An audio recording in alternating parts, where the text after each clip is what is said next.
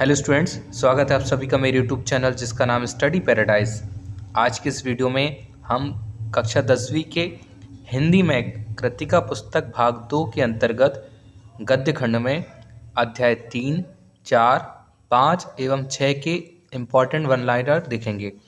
ये सारे one liner आपकी आगामी वार्षिक परीक्षा में बहुविकल्पी प्रश्नों के दृष्टि से काफ़ी महत्वपूर्ण होने वाले हैं, तो बने रही वीडियो के अंत तक।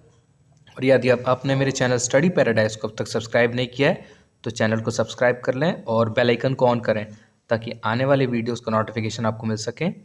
और यदि आपको मेरे वीडियोस पसंद आते हैं तो इन्हें लाइक करें और अपने फ्रेंड्स के साथ भी शेयर करें। तो चलिए शुरू करते हैं वीडियो को। हमारे अध्याय 3 में पाठ का नाम है लखनवी अंदाज, जिसके लेखक हैं यशपाल, जिनका जन्म हुआ था सन 1903 में और मृत्यु हुई सन 1976 में। और इनकी जो विधा है वह है व्यंग विधा। फिर आते हैं इम्पोर्टेंट वन लाइनर्स पर। यशपाल का जन्म सन 1903 में पंजाब के फिरोजपुर छावनी में हुआ। यशपाल ने प्रारंभिक शिक्षा कांगड़ा में तथा बीए शिक्षा लाहौर के नेशनल कॉलेज से प्राप्त की। फिर अगला बिंदु है लाहौर के नेशनल कॉलेज में यशपाल जी का परिचय भगत सिंह और सुखदेव से हुआ। फिर आते हैं अगले बिंदु पर। यशपाल स्वाधीनता संग्राम की क्रांतिकारी धारा से जुड़ाव के कारण जेल भी गए।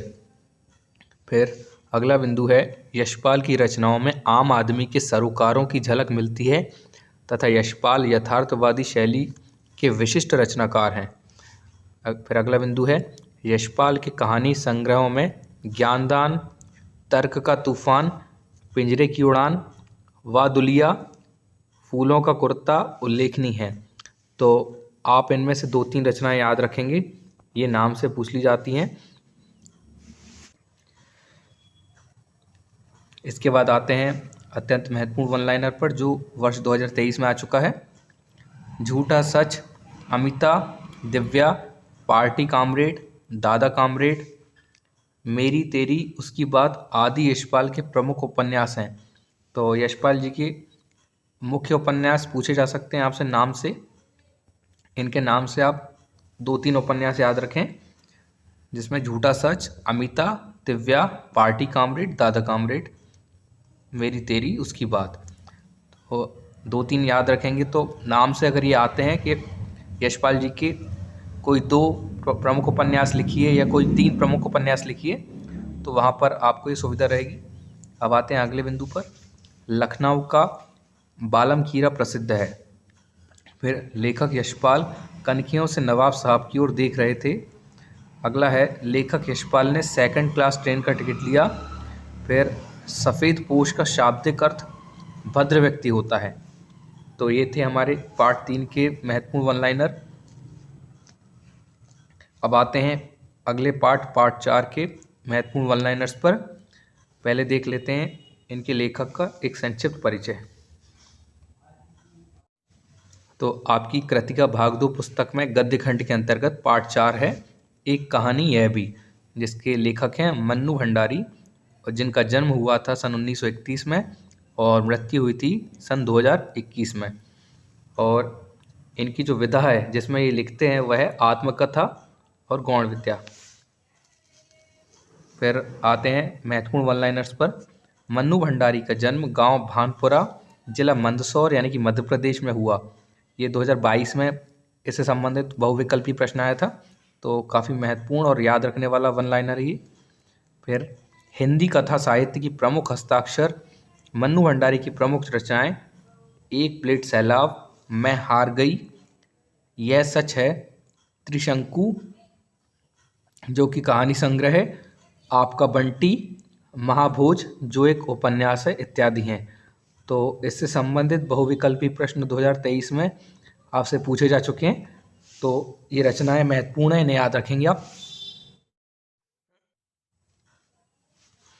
फिर है मन्नू भंडारी ने फिल्म एवं टेलीविज़न धारावाहिकों के लिए पटकथाएं भी लिखी हैं।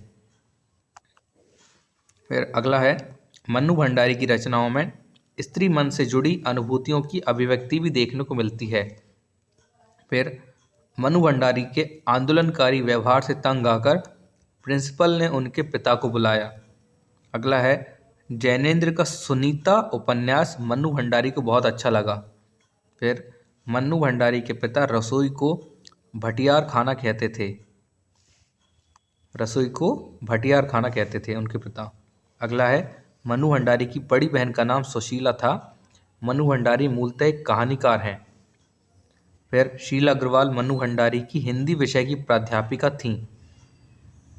फिर अगला बिंदु है, मनु भंडारी का विवाह राजेंद्र यादव से हुआ था। फिर भारत विभाजन की त्रासदी का मार्मिक दस्तावेज झूठा सच उपन्यास को माना गया है। आगे देखते हैं, शताब्दी की सबसे बड़ी उपलब्धि थी 15 अगस्त 1947 को देश का स्वतंत्र होना। तो ये तो आप सभी को पता है कि हमारा देश 15 अगस्त 1947 को स्वतंत्र हुआ था। फिर आगे देखते हैं, मनु भंडारी के व्यक्तित्व पर उनके पिता एवं हिंदी प्राध्यापिका शीला अग्रवाल का प्रभाव पड़ा। तो ये भी इससे संबंधित प्रश्न पूछा जा चुका है सन 2023 में, तो इसे भी आप ध्यान रखेंगे। तो ये थे हमारे पार्ट 4 के महत्वपूर्ण वन लाइनर। अब आते हैं पार्ट 5 के महत्वपूर्ण वन लाइनर्स पर। इसके पहले देखेंगे हम इनके रचयिता का एक संक्षिप्त परिचय। तो पार्ट 5 है नौबत खाने में इबादत, जिसके लेखक हैं यतीन्द्र मिश्र, जिनका जन्म 1977 में हुआ था। फिर इनकी विधा है व्यक्ति चित्र और गौण विद्या। अब देखते हैं आगे, यतीन्द्र मिश्र का जन्म अयोध्या उत्तर प्रदेश में हुआ। यतीन्द्र मिश्र के 3 काव्य संग्रह प्रकाशित हुए हैं, यदा कदा, अयोध्या तथा अन्य कविताएं, ड्योढ़ी पर आलाप। ड्योढ़ी पर आलाप। तो ये रचनाएं भी आप ध्यान रखेंगे, ये पूछी जा सकती हैं। फिर आते हैं आगे अगले महत्वपूर्ण बिंदुओं पर।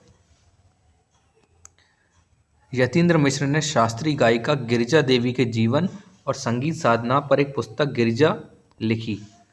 तो पूछा जा सकता है कि शास्त्रीय गायिका के जीवन पर लिखी गई पुस्तक का नाम क्या था जो यतीन्द्र मिश्र ने लिखी थी, तो वो थी गिरिजा। फिर नौबत खाने में इबादत प्रसिद्ध शहनाई वादक उस्ताद बिस्मिल्लाह खां पर रोचक शैली में लिखा गया व्यक्ति चित्र है। फिर बिस्मिल्लाह खां की 80 वर्ष की उम्र में साधना चलती रही। फिर अगला है, यतीन्द्र मिश्र संगीत की शास्त्रीय परंपरा के गहरे जानकार हैं। उस्ताद बिस्मिल्लाह खां शहनाई वादन के लिए प्रसिद्ध थे। तो ये तो आपने पढ़ा होगा, शहनाई में इनका खास स्थान है, शहनाई वादन में। फिर बिस्मिल्लाह खां का वास्तविक नाम अमीरुद्दीन था। अगला बिंदु है, अमीरुद्दीन का जन्म डुमरांव बिहार के एक संगीत प्रेमी परिवार में हुआ था। अगला महत्वपूर्ण बिंदु है, शहनाई बजाने के लिए रीड का उपयोग होता है और रीड अंदर से पोली होती है। अगला बिंदु है, रीड नरकट जो कि एक प्रकार की घास है से बनाई जाती है, जो सोन नदी के किनारे पाई जाती है। फिर अगला बिंदु है, बिस्मिल्लाह खां उस्ताद पैगंबर बख्श खां और मिट्ठन के छोटे साहबजादे हैं। फिर अमीरुद्दीन के शहनाई गुरु अली बख्श खां थे। तो ये भी काफ़ी महत्वपूर्ण है, अमीरुद्दीन के शहनाई गुरु का नाम पूछा जा सकता है। फिर बिस्मिल्लाह खां की पसंदीदा हीरोइन सुलोचना थी। अगला है, काशी संस्कृति की पाठशाला है। अगला बिंदु है, शास्त्रों में काशी आनंद कानन के नाम से विख्यात है। तो ये भी ध्यान रखेंगे आप, शास्त्रों में खालिस्तान को आनंद कानन के नाम से जाना जाता है, तो काशी को। अगला है, बिस्मिल्लाह खां की अपार श्रद्धा काशी विश्वनाथ में थी, यानी वो मुस्लिम होते हुए भी भगवान काशी विश्वनाथ को बहुत मानते थे। अगला है, बिस्मिल्लाह खां को भारत रत्न के सर्वश्रेष्ठ सम्मान से सम्मानित किया गया। तो इन्हें भारत का जो सर्वोच्च नागरिक सम्मान है भारत रत्न दिया गया था। फिर अगला है, पंचगंगा घाट काशी में स्थित है। अगला है, काशी में मरण भी मंगल माना गया है। तो काशी को एक बहुत ही पवित्र स्थान माना जाता है जहाँ मृत्यु को प्राप्त करना भी बहुत बड़ी बात कहलाती है। कहा जाता है कि जो व्यक्ति काशी में अपने प्राण त्यागता है वह सीधे स्वर्ग को प्राप्त होता है। अगला है, इस धरती पर शहनाई और काशी से बढ़कर कोई जन्नत नहीं है। अब आते हैं हम अगले बिंदु पर। काशी में संगीत आयोजन एक प्राचीन एवं अद्भुत परंपरा है। फिर अगला है, बिस्मिल्लाह खां को शहनाई की मंगल ध्वनि का नायक माना गया है। शहनाई शुभ कार्यों में बजाई जाती है। फिर अगला है, शहनाई को सुशिर वाद्यों में शाह की उपाधि दी गई है। तो ये भी आप ध्यान रखेंगे, काफ़ी महत्वपूर्ण वन लाइनर है ये। शहनाई को सुशिर वाद्यों में शाह की उपाधि दी गई है। पूछा जा सकता है किस वाद्य यंत्र को सुशिर वाद्यों में शाह की उपाधि दी गई है, तो शहनाई को। फिर फूंक कर बजाए जाने वाले सुशिर वाद्य यंत्रों में बांसुरी, शहनाई, नागस्वरम, बीन हैं। फिर ये सारे वाद्य यंत्र फूंक कर बजाए जाते हैं। अगला है, आघात से बजाए जाने वाले धातु वाद्य यंत्रों में झांझ, मंजीरा और घुंघरू हैं, जिन्हें घन वाद्य कहा जाता है। घन वाद्य यानी जो आघात से या पीट कर या आपस में टकरा कर बजाए जाते हैं।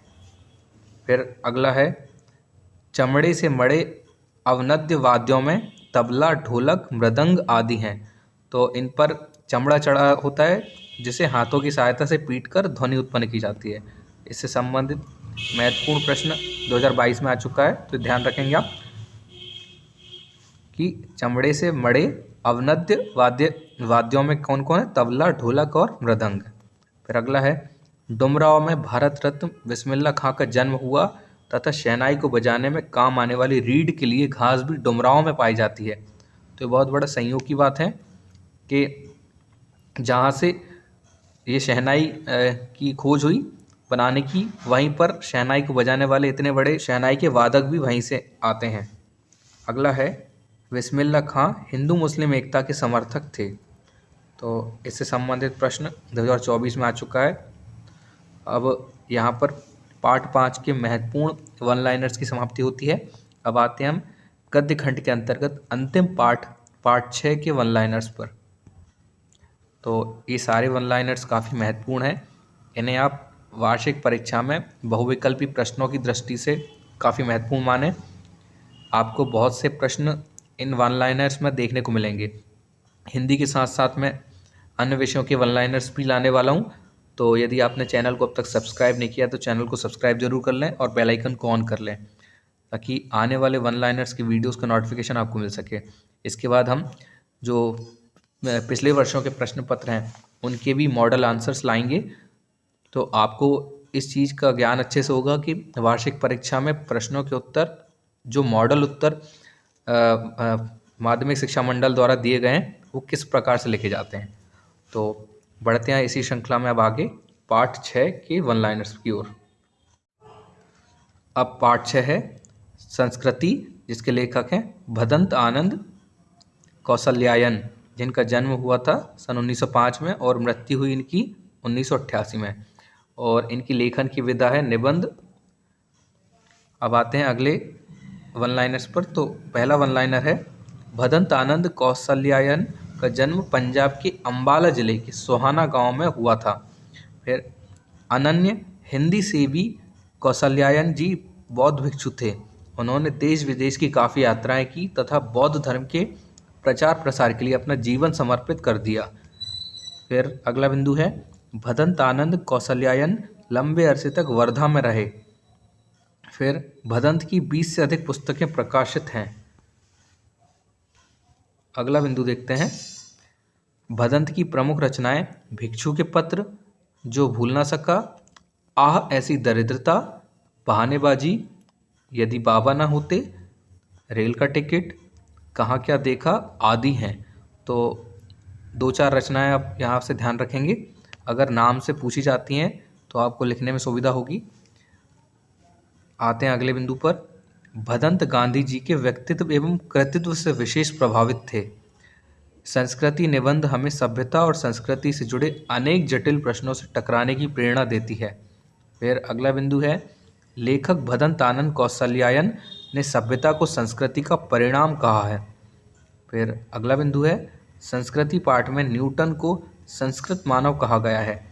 तो ये काफ़ी ध्यान रखने वाली बात है, पाठ में न्यूटन को संस्कृत मानव कहा गया है। किस पाठ में? संस्कृति पाठ में। फिर अगला बिंदु है, गुरुत्वाकर्षण का आविष्कार न्यूटन ने किया। तो इस नियम से आप परिचित होंगे। पृथ्वी किसी भी वस्तु को, किसी भी ऊपर फेंकी जाने वाली वस्तु को अपनी ओर आकर्षित करती है, तो इसे पृथ्वी का गुरुत्वाकर्षण बल कहते हैं, जिसका जो आविष्कार है वह न्यूटन ने किया था। अब आते हैं आगे, मानव संस्कृति एक अविभाज्य वस्तु है। फिर अगला बिंदु है, एक संस्कृत व्यक्ति किसी नई चीज़ की खोज करता है। ये 2023 में आ चुका है। फिर आग के आविष्कार के पीछे पेट की ज्वाला की प्रेरणा रही होगी।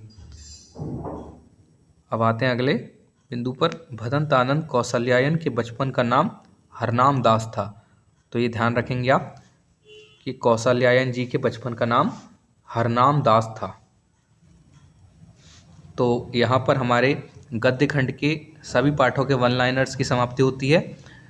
और यदि आपने इस श्रृंखला पर आए पिछले वीडियोस नहीं देखे हैं तो उस प्लेलिस्ट की लिंक मैंने डिस्क्रिप्शन में दे दी है।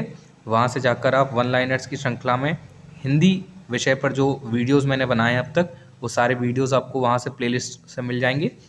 और मैं अन्य विषयों के वन लाइनर्स भी इनके बाद लाऊँगा, तो चैनल पर बने रहें और चैनल पर अपडेट लेते रहें। आपको आगामी बोर्ड परीक्षाओं हेतु काफ़ी महत्वपूर्ण कंटेंट यहाँ से मिलने वाला है। तो परीक्षा की तैयारी निरंतर जारी रखें और हमारे साथ रिवीजन करते रहें। तो आज की वीडियो में बस इतना ही। मिलते हैं अगले वन लाइनर्स वीडियो के साथ अगली वीडियो में।